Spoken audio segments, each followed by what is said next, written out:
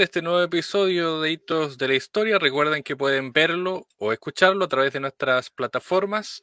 Estamos en YouTube, Facebook, para que puedan ver este episodio y también pueden escucharlo a través de Spotify y todas nuestras plataformas de audio.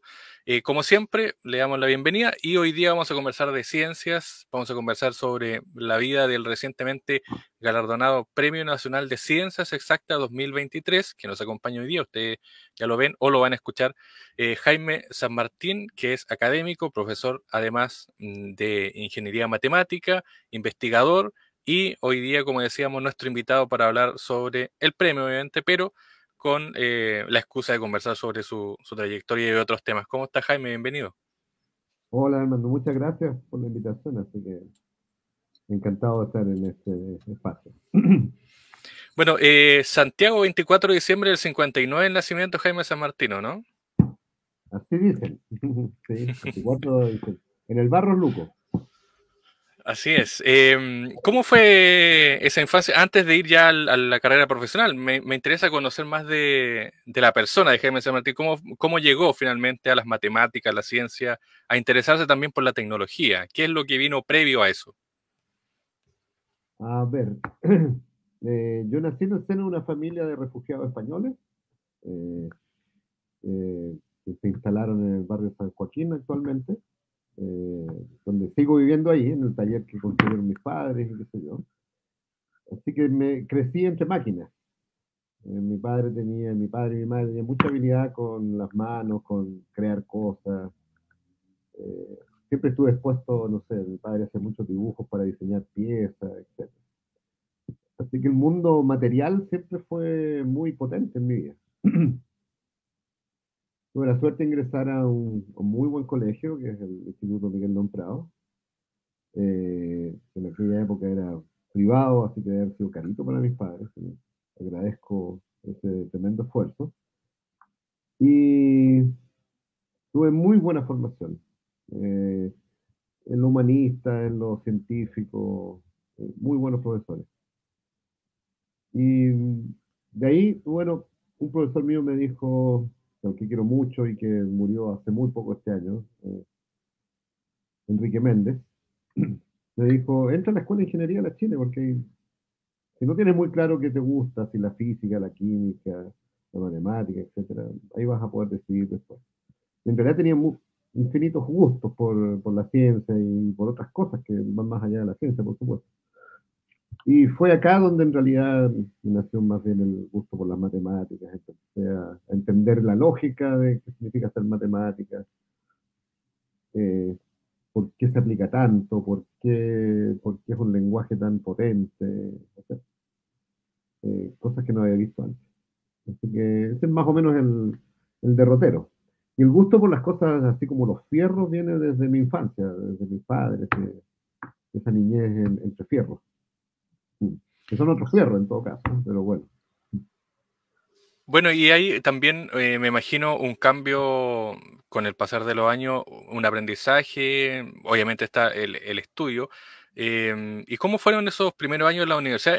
Además, en un país muy diferente, pero además convulsionado políticamente o socialmente. Me imagino que también no era fácil toda esa mezcla, más allá de estudiar en la universidad, ¿o no? Sí, sí. Bueno, claro, Chile vivía momentos complicados. Yo tenía 12 años para el golpe y entonces me pasé la enseñanza media después del golpe. Eh, no me alcancé a dar cuenta de mucho, yo creo. Eh, Ahí fuimos bastante protegidos por nuestros padres, los cuales habían salido arrancando de otros sistemas, ¿no es cierto? Y la escuela era como una isla en Chile, en el sentido que había mucha actividad cultural. De alguna manera la Escuela de Ingeniería de la Chile estuvo protegida eh, desde adentro y desde afuera, ¿sí? Desde adentro porque había un sentimiento que había que defender esta institución, que es una institución pública de educación, tiene que ser defendida en el sentido de que en cualquier situación, en democracia o en dictadura, tiene que ser defendida porque es un lugar donde todos los ciudadanos nos juntamos, en el fondo.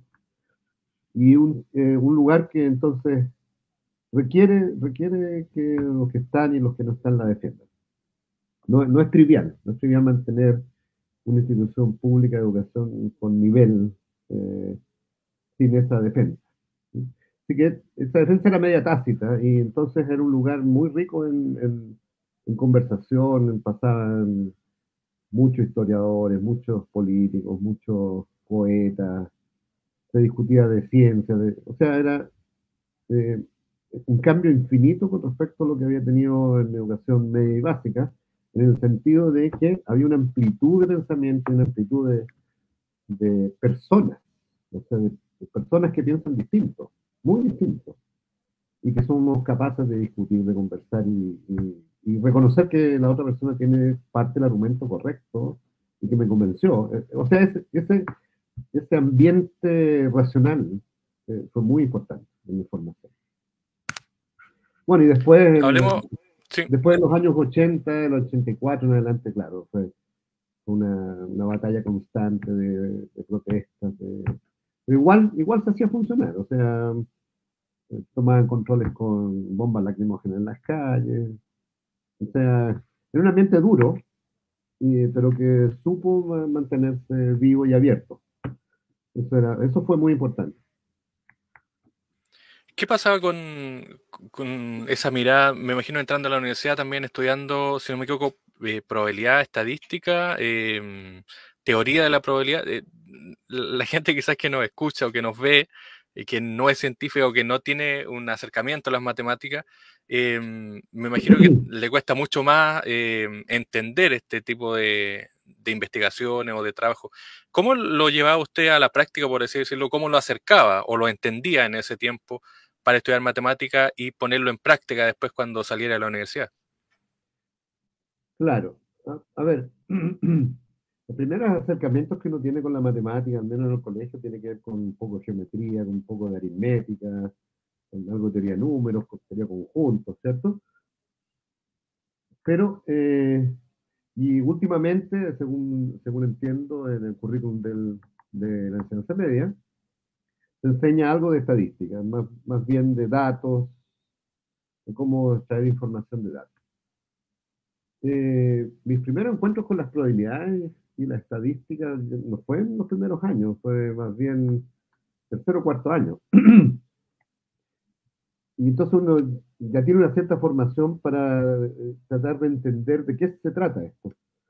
Y de lo que se trata es de darle un cierto sentido a fenómenos que tú dices, no puedo decir nada, porque es tan azaroso, es tan sin lógica, en algún sentido, que es imposible decir algo. Pero no. O sea, los fenómenos incluso aleatorios o azarosos, hay reglas que se deben satisfacer. Y uno aprende rápido, por ejemplo, que si uno lanza muchas veces una moneda equilibrada, que sé yo, podemos discutir de qué se trata eso, y calcula cuántas veces le sale cara. Claro, eso va a andar, si las lanzas 1000 veces, va a andar cerca de 1000, ¿no es cierto? Pero si uno calcula el promedio, o sea, la frecuencia, cuántas salieron dividido por el número total, ese número, a medida que tú vas lanzando más y más veces, debe ser muy cercano a un medio. Y eso es medio sorprendente que en un fenómeno azaroso aparece una regla que se tiene que satisfacer, sí o sí. Y esa regla se llama la ley de los grandes números. Entonces, cuando te vas dando cuenta de eso, quiere decir que sí le puedo extraer información a los datos. O sea, hay cosas que sí puedo deducir de los datos. Y si tengo muchos datos, esta ley de los grandes números me tiene que decir que hay algo que se debe mantener. Y entonces uno aprende eso y quiere saber más. O sea, como algo que no es determinista, tiene que satisfacer reglas deterministas. Es raro, ¿sí? Pero es así. Eh, Bajo ciertos modelos, por supuesto. O sea, hay supuestos detrás de cada una de estas cosas. Hay supuestos de, no sé, que la moneda es equilibrada, que los lanzamientos son independientes, etc. Cada uno significa algo matemáticamente. Pero uno observa en la naturaleza que eso ocurre. O sea que estas leyes de los grandes números, el otro que es el teorema central del límite, se ven en la naturaleza, se ven los datos que uno recoge en la naturaleza, ya sea en la astronomía, en la biología, en lo que quiera. Entonces hay unas reglas ahí escondidas detrás del azar que permiten sacar información y deducir cosas y hacer cosas útiles con ellas. Así que el azar no es una cosa tan que uno se tenga que resignar y no hacer nada, sino que uno puede hacer cosas. Y eso es interesante. Y después, Bueno, y el, en dónde me he metido te puedo contar, en qué cosas me metí después. Pero mis primeros años fueron más bien de formación, de aprender matemáticas, de aprender otras cosas también, por supuesto. Y después la especialización en Estados Unidos fue estudiar más probabilidad y estadística. La diferencia entre probabilidad y estadística es casi burdamente decir que probabilidades es como el sustento teórico y la estadística se preocupa de cómo eso sirve para otras cosas. Obviamente no están separadas así como por un cuchillo, hay estadísticos que son profundamente teóricos y hay probabilistas que son profundamente aplicados. Entonces, la línea no está clara dónde está, pero ese es más o menos si no tuviera que hacer una diferencia. Y en Estados Unidos estudié probabilidades, me especialicé aún más, aprendí otras cosas nuevas, y también tuve cursos de estadística, y tuve profesores de estadística famosísimos y profesores de probabilidad famosísimos. Sí.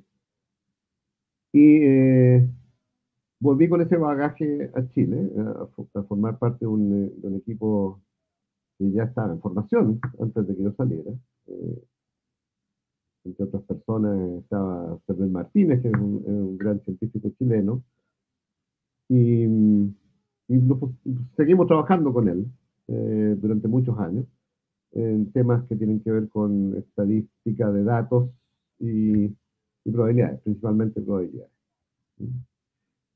Eh, Al poco andar de mi vuelta, o 4 o 5 años después de mi vuelta, aparecieron fondos del Estado para que científicos se metieran en problemas de los que llaman reales.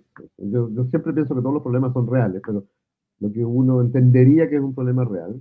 Y en ese momento formamos un equipo importante para estudiar eh, una plaga de polillas que había entrado a Chile, se llama la polilla del brote, y tenía muy preocupado el sector forestal, porque esta era una polilla que no es chilena, que es originaria de Europa, y que después de muchísimos años llegó a Chile hacia finales de los 80, y que atacaba principalmente a las plantaciones de pino.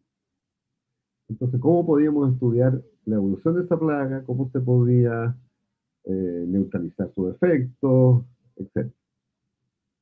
Y ahí estuvimos como 10 años trabajando en eso y sacamos muchos productos interesantes. Y esta era una aplicación directa a datos de la vida real, con una utilidad real, eh, de cosas que uno puede deducir desde las probabilidades y la estadística. Y después me metí en otras cosas, así que podemos seguir conversando después si quieres, de qué otras cosas. Pero en me paralelo interesa, seguía sí. estudiando la ciencia básica, digamos, los modelos básicos de probabilidades eh, en temas que el mundo entero trabaja, digamos. ¿Cierto? Porque los temas son compartidos en una comunidad grande en el mundo. Y es la comunidad más o menos la que va modelando qué problemas son interesantes, qué problemas ya dejan de tener interés.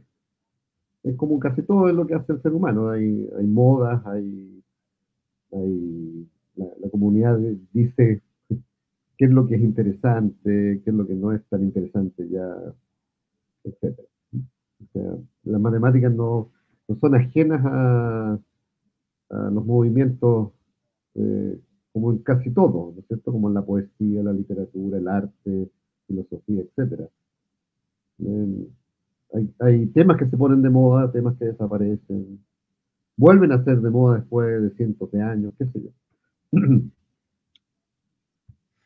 Hay un tema, de hecho usted ha dado algunas charlas y algunas publicaciones en video, en YouTube, Ujú. en otras redes, donde se habla principalmente y lo relacionan a usted, no sé si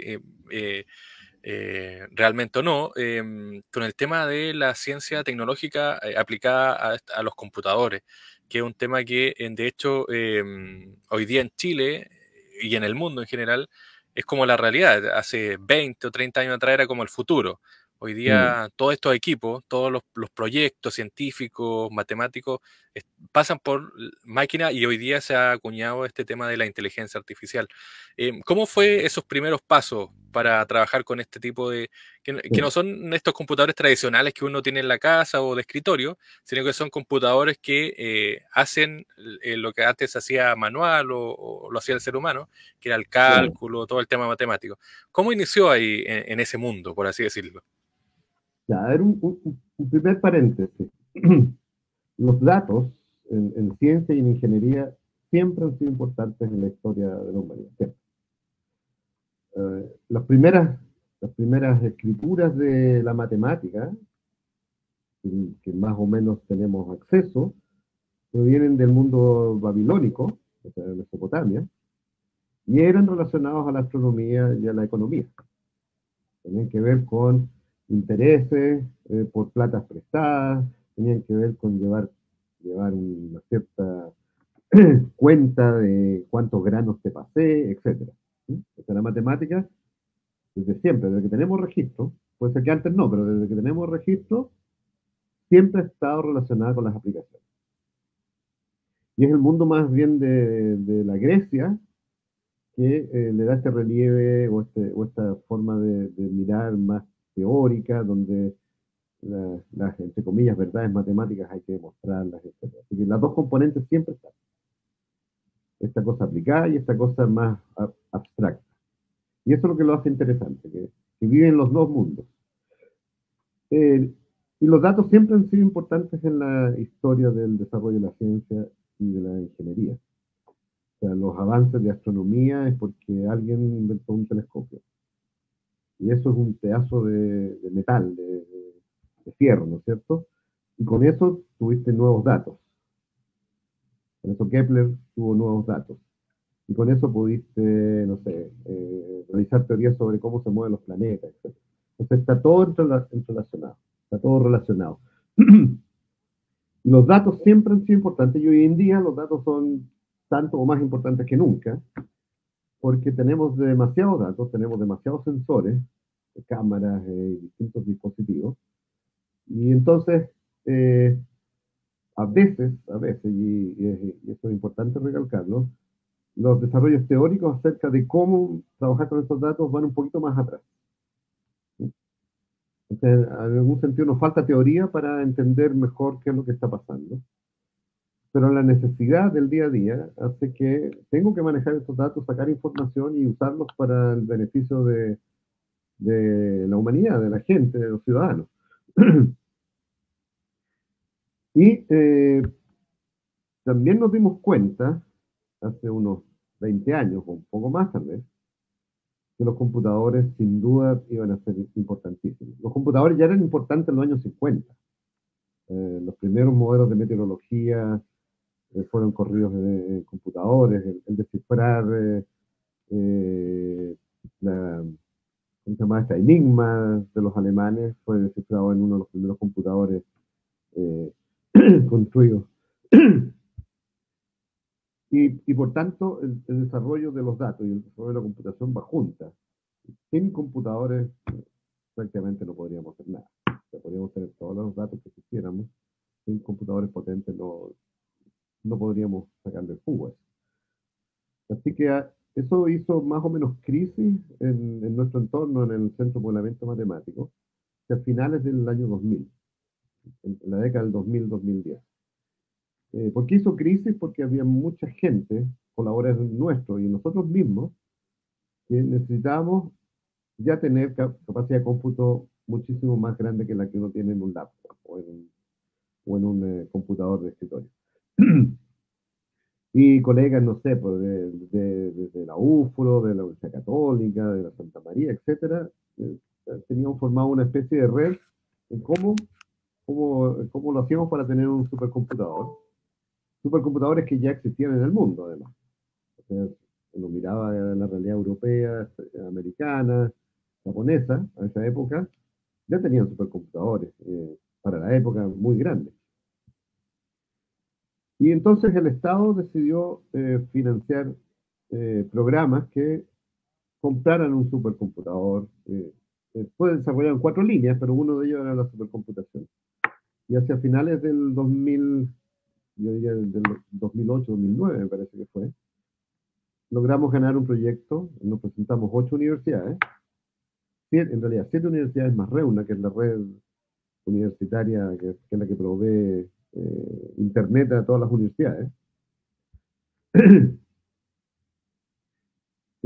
Logramos ganarnos un supercomputador y instalarlo. Está instalado, no sé, como 7 pisos abajo de mi oficina, en la Facultad de Ingeniería de la Universidad de Chile, pero eso es un detalle, porque este computador le pertenece a todos y a todas en Chile. Ese era el objetivo desde el inicio. Todo investigador o investigadora nacional que tuviera necesidad de supercómputo podía acceder en igualdad de condiciones a este computador, fuera o no fuera parte de estas 8 instituciones. Eso fue nuestro primer hito. O sea, dijimos, vamos a presentarnos, pero nos vamos a presentar en estas condiciones. Y desde entonces ha sido así. Con ese recurso compramos la Stratus, que todavía está funcionando, que ya es un poquito viejo, y con concursos sucesivos hemos ido comprando, no sé, procesamiento, almacenamiento, un nuevo computador que se llama Guacolda, que es bastante más poderoso que el Stratus, y siempre la política ha sido la misma. O sea, cada investigador o investigadora que trabaja en una institución chilena, así que no tiene por qué ser ni siquiera chileno o chilena, sino que un extranjero que trabaja, no sé, pues lo que se llama Magallanes, tiene el mismo acceso que cualquier investigador que trabaja aquí a 10 metros de mi oficina. Porque esa es la única manera de garantizar que el Estado se sienta libre de invertir en nosotros, pensando que cualquier peso que pone le llega a todo el mundo. Y con ese espíritu, el año pasado firmamos un acuerdo entre 44 instituciones, donde están la gran mayoría de las universidades que tiene Chile, centros de investigación, REUNA, por supuesto, con un compromiso de fortalecer esta institucionalidad, ojalá tener una institucionalidad nueva, independiente, que sea como una asociación entre todos, una especie de corporación, no sabemos muy bien la forma que va a tener, y pedirle al Estado que financie directamente esta institución, que le da servicio a todo el mundo en Chile, que le puede dar servicio al Estado, que puede hacer venta de servicios a las empresas, eso no está prohibido, por supuesto, es importante que nuestras empresas también adopten nuevas tecnologías. Así que en ese proceso estamos. Ahora, si yo uso directamente supercómputo, yo no uso directamente supercómputo.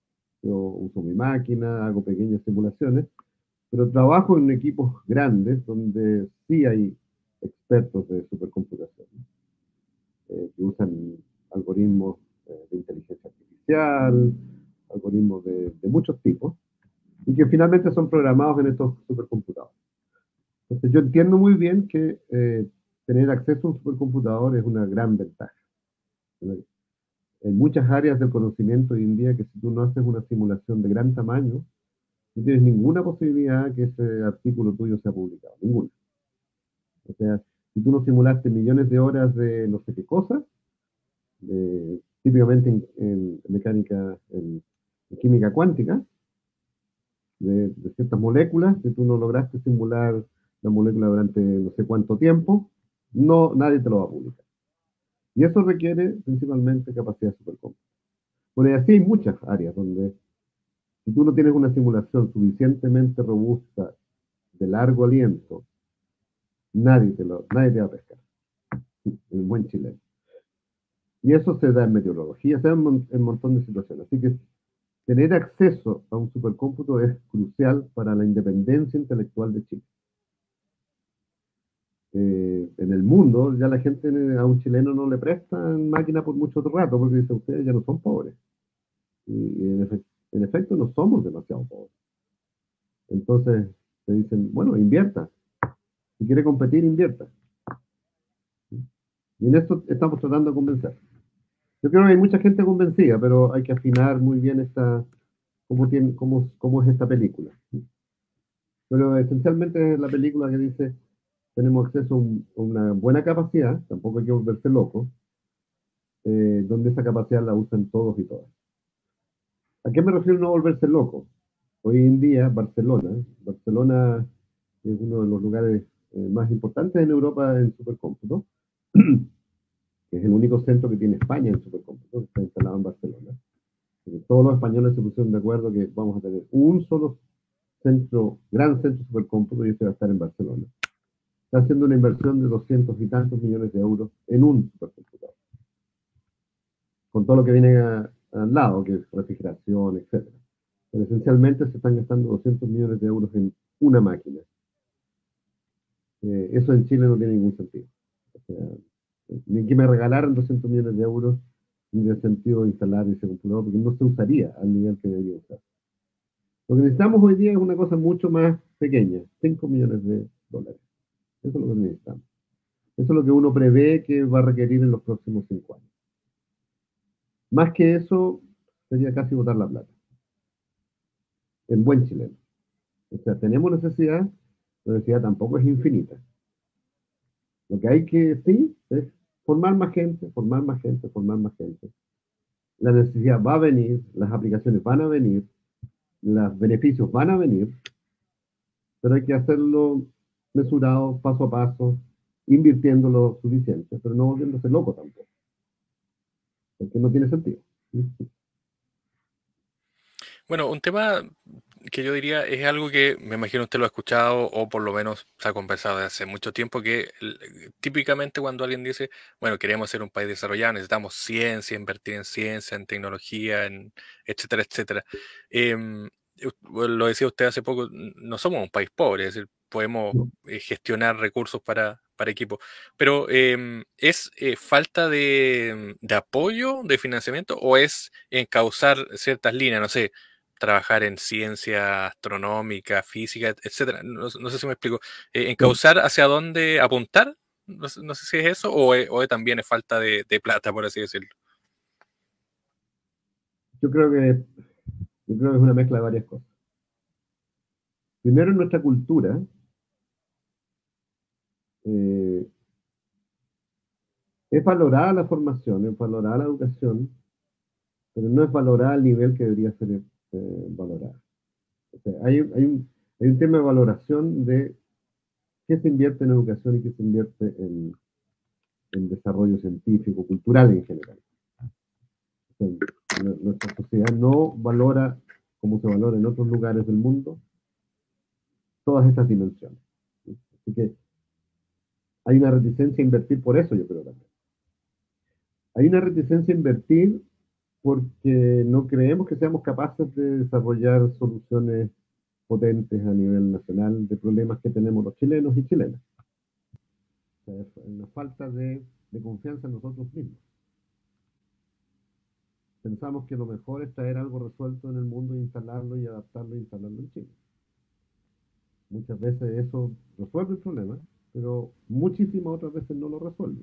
O sea, los chilenos y chilenas tenemos problemas específicos que tenemos que resolver en salud, en medio ambiente, en todo, en transporte, en cómo crecen nuestras ciudades, cómo contaminamos nuestras ciudades, etcétera. Nadie va a venir a resolvernos este problema. Tenemos que resolverlo nosotros. Y eso a veces pasa por desarrollar, muchas veces pasa por desarrollar soluciones que se adapten a nuestras realidades. Y para eso hay que usar creatividad, hay que usar conocimiento, por supuesto, hay que usar las redes internacionales, porque uno no quiere inventar la rueda, o sea, hay algo que está inventado, lo traemos y lo adaptamos, pero somos nosotros los que tenemos que resolver ese problema. Ese es un punto. No van a venir ni de Japón ni de Francia a resolvernos el problema. Entonces, hay una falta de visión también, de creernos que sí somos capaces de resolver el problema, de que sí podemos lograr resolver problemas, y que sí tenemos las capacidades, y que si invertimos suficiente vamos a tener más capacidades para resolver más problemas. Entonces es una falta de creernos el cuento en buen chileno. Ese yo creo que es la traba principal. El- en el hoy en día, la traba principal para el desarrollo de Chile es que tenemos muy poca gente formada. Nuestra formación es muy buena en las universidades, pero hay muy poca gente formada que esté realmente pensando, resolviendo y en la punta de lo que se conoce. Eh, Matemáticos en Chile somos del orden de 400, 500, no somos más. Matemáticos profesionales, estoy diciendo. ¿Sí? Eso es muy poco para un país, muy poco. Para que tengas una idea de la escala, un país de la OCDE como España, que uno piensa, España es desarrollado, pero no tanto. ¿No? Siempre uno piensa algo así. Yo creo que nos equivocamos. España es súper desarrollado. Un país como España tiene 10 académicos, o sea, 10 investigadores en las distintas áreas del conocimiento por cada 1.000 habitantes. O sea, uno cada 100, ¿no? Para ponerlo más fácil. O sea, un español medio tiene posibilidad de conocer a un científico. O sea, es un español medio de las 100 personas que lo rodean, alguno va a ser científico. En Chile es uno de cada 1.000. O sea, tenemos una escala de 1 a 10. No solo España es más rica, no solo España tiene el doble de población, tiene 10 veces más investigadores por habitante.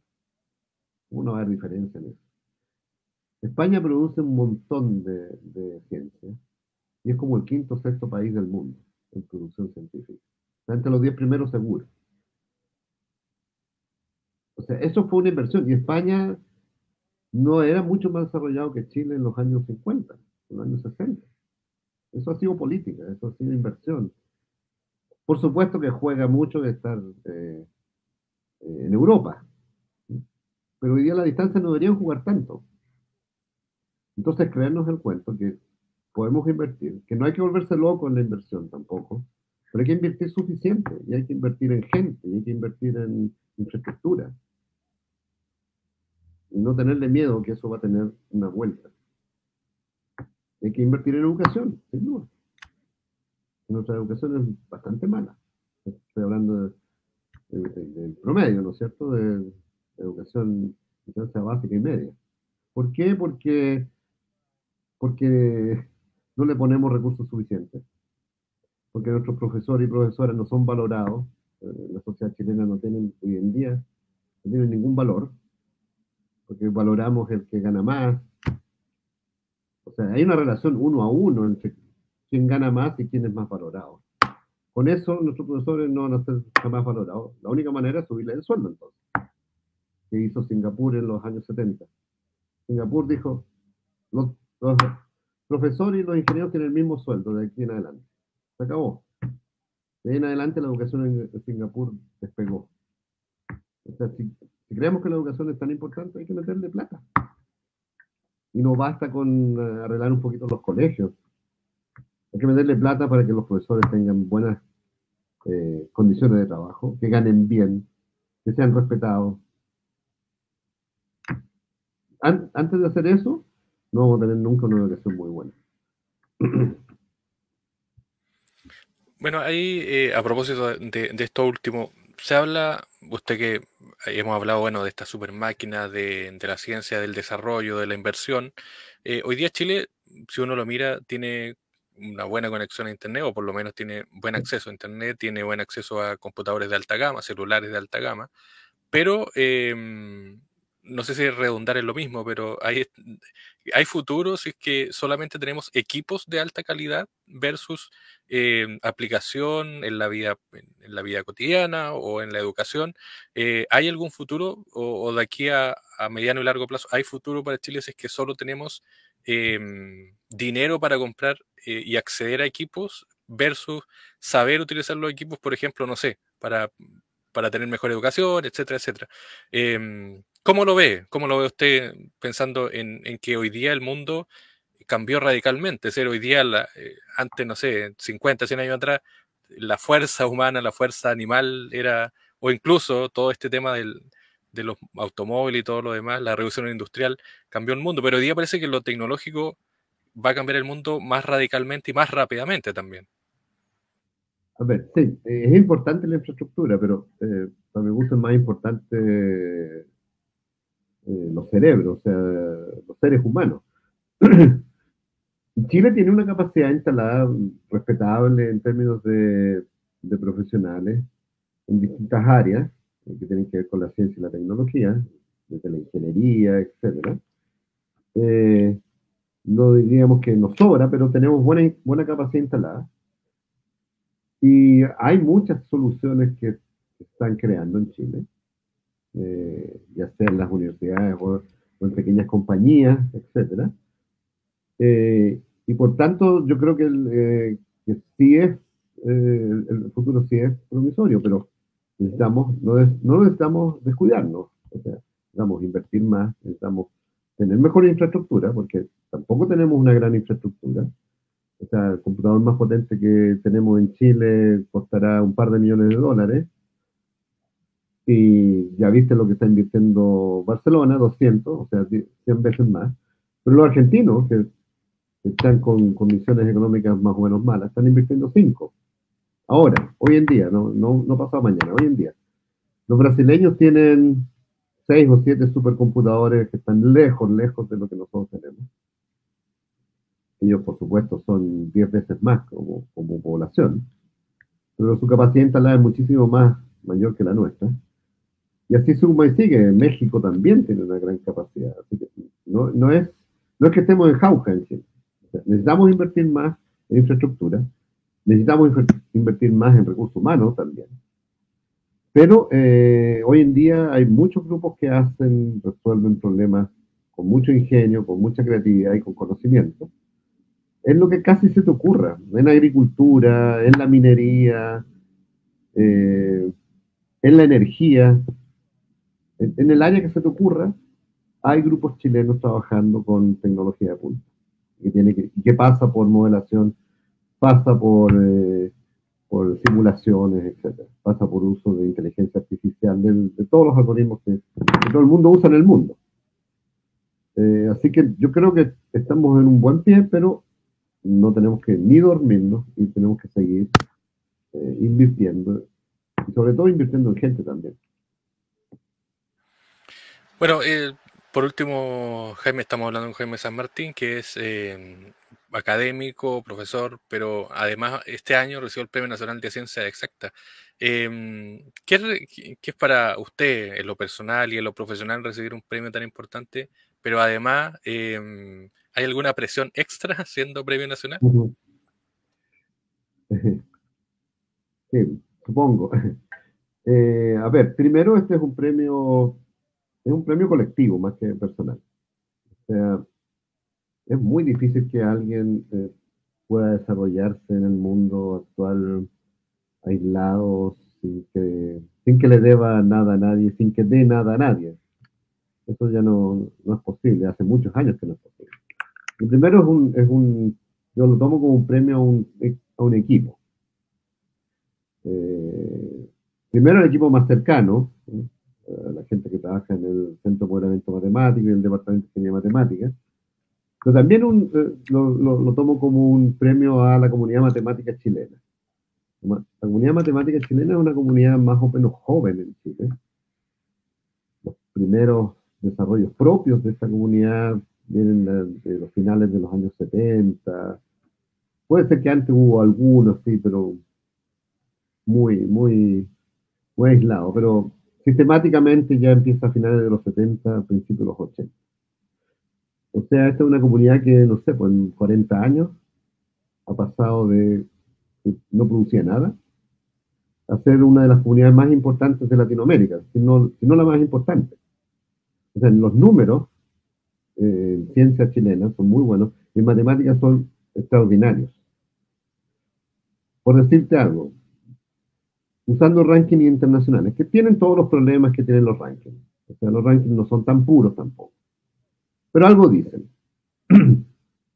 Tampoco hay que tomarlos al pie de la letra. O sea, estos números siempre hay que tenerlos con cierto reparo y hay que ser críticos de ellos. Pero tomando todos esos resguardos, Chile hoy día tiene 6 departamentos de matemáticas, entre los 500 mejores del mundo. Eso es como que la selección chilena estuviera entre los 5 mejores del mundo, a ese nivel, o los 10 mejores del mundo, ya. Estamos en el lugar 30 y tantos, me parece. Eh, si uno mira, por ejemplo, la economía chilena es bastante más chica que la brasileña. En población somos 10 veces menos. Tal vez en la economía seremos de ese orden, 10, 8 veces menos. Pero si uno normaliza por habitantes o por recursos, nosotros somos muchísimo más productivos que los brasileños. Nuestra comunidad matemática es mucho más productiva. Estamos al nivel de los canadienses, que es de las más productivas del mundo. Y producimos buena matemática. O sea, nuestros trabajos se publican en muy buenas revistas. Así que en 40 años logramos pasar de cero a estar ocupando lugares importantísimos en el mundo. O sea, Chile debería estar entre los 20 mejores países del mundo si uno los rankeara por matemáticas. A ese nivel estamos.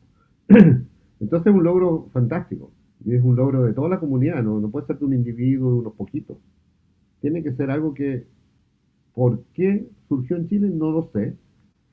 Hay una historia muy simpática de un profesor que quiero mucho, que es un biólogo, que dice, es conocido que en Chile, a él le gusta mucho esta cosa de estudiar la ciencia chilena y cómo ha evolucionado, se conoce desde hace mucho tiempo.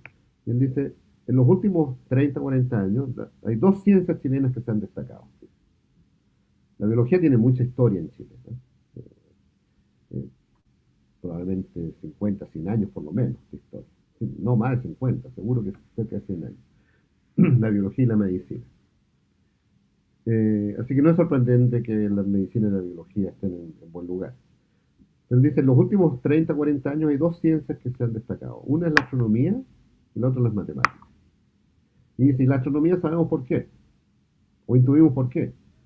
Porque hay una infinita inversión en instrumentación astronómica en el mundo, lo cual, del mundo en Chile, lo cual produjo que mucha gente fuera atraída por la astronomía y tuviéramos este desarrollo.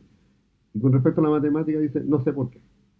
O sea, lo deja así, dice, no sé, no tengo idea por qué. Y no es muy, no es muy entendible por qué. Pero me imagino que es porque se ha hecho un trabajo serio, duro, de mucha gente trabajando en muchas universidades distintas por producir mejor y mejor matemática. Y eso ha dado frutos después de 40 años. O sea, viene dando frutos de hace rato. No es que ahora esté dando frutos. Viene dando frutos desde hace años. Así que yo lo tomo como un reconocimiento que esa comunidad científica, matemática, eh, está alcanzando niveles importantísimos. Por último, Jaime, ¿qué es lo que ocupa ahora su tiempo, su espacio, su trabajo?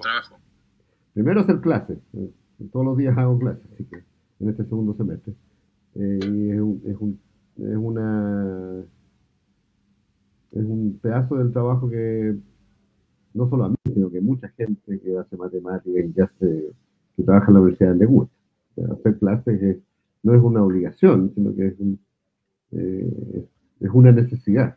O sea, esta discusión, este intercambio de ideas con los alumnos, eh, ayudar a que otra generación suba y que sean mejores que uno.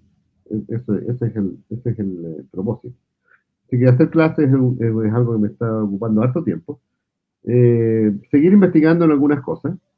eh, Tratar de, de terminar algunos trabajos que tengo abiertos desde hace algún tiempo. O sea, eso es normal. O sea, esa es la vida normal de un matemático, tratando de terminar algunos artículos.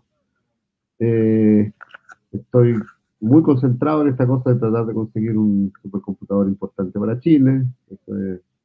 Eso no es que me quite, sino que invierto bastante tiempo y energía en ello. En algunas aplicaciones trabajo con grupos de astrónomos en un par de temas. Así que eso ya me llena bastante el tiempo laboral, digamos, porque el tiempo de recreo también me ocupa otras cosas, pero no, eso ya es más individual, más familiar. Y a propósito del supercomputador, vi algunas notas ahí que se publicaron sobre eso. ¿Por qué pasa? ¿Por un tema de financiamiento, del Estado, de privado? ¿Y cuánto cuesta más o menos un supercomputador actual traerlo acá? A ver, uno se puede gastar todo lo que quiera en supercomputador, o sea, no tiene límites. ¿Qué es lo que necesitamos pronto? Y yo cuando digo pronto, en los próximos 2, 3 años. Necesitamos instalar un lugar físico, o sea, construir un lugar físico donde instalar un supercomputador. O sea, es un data center. El data center que estamos usando hoy en día está topado por la capacidad energética y de enfriamiento. Ya no se puede crecer mucho en él. Necesitamos un nuevo data center. Y es muy difícil que, hoy está instalado en la Universidad de Chile, es muy difícil que la Universidad de Chile, con fondos propios, pueda construir eso. Más aún cuando ese data center y ese supercomputador va a ser utilizado por todos los chilenos y chilenas. Debería ser una inversión del Estado de Chile. Así que necesitamos es un data center que no es tan costoso tampoco. Y nuestras estimaciones, eh, con Ginés Guerrero, que es el director del día a día de este laboratorio nacional, que se llama NLHPC, difícil de pronunciar, NLHPC, Laboratorio Nacional de Supercómputo. Eh, las estimaciones que tenemos, porque tenemos contacto directo con cientos de usuarios a nivel nacional, literalmente cientos, es cómo sus necesidades van creciendo. Entonces podría mostrarte algunos gráficos de cómo ha ido creciendo su necesidad en los últimos años. Y lo que estimamos es que en 2 o 3 años más vamos a requerir un computador que sea unas 5 a 10 veces más de lo que tenemos instalado en Chile. Lo que tenemos instalado en Chile, por decir un número, son 200 teraflops en este supercomputador. Y necesitamos algo así como algo del orden de 2 petaflops. Eso debería costar unos 5 millones de dólares. Esa es la inversión que necesitamos hacer, que es 40, 50 veces más pequeña de lo que va a hacer España hoy en día, desde la que hizo España hace un año ya, perdón. Porque España ya está pensando en el próximo supercomputador en 5 años más, que van a ser 600 millones de euros. O sea, esta carrera no para nunca. Entonces, si te quieres mantener al día, no para nunca. No vamos a invertir esa cantidad de millones de euros, no tendría sentido, sería botar la plata. Pero sí necesitamos 5 millones de dólares o de ese orden en los próximos 3 años, siendo conservadores y siendo bien respetuosos de gastar el dinero que es público de una manera sensata, con, eh, eh, con seguridad de que eso es lo que necesitamos. Porque Muy eso es bien, lo que... pues Jaime San Martín, Uh-huh. Premio Nacional de Ciencias Exactas 2023. Bueno, éxito, vamos a estar atentos a ver qué ocurre y para, bueno, seguir avanzando. Sí, como tú lo decías, es Sí, un camino que no acaba nunca. Se va no acaba actualizando, nunca. ¿no? Me parece. Y que esperamos que las nuevas generaciones nos reemplacen luego. Así que eso es parte de este juego. O sea, la El vida desafío, además. útil es el desafío, que las generaciones más jóvenes tomen la batuta. Y eso es preocupación nuestra y de las generaciones más jóvenes. Tienen que dejarse pasar la batuta y tienen que tomar la batuta, ¿no? Y nosotros también. Así que es un juego entretenido en todo caso. Así que te agradezco mucho por la Muy bien, entrevista. Jaime. Un abrazo, gracias por el tiempo. Un abrazo y gracias a ustedes. No, gracias.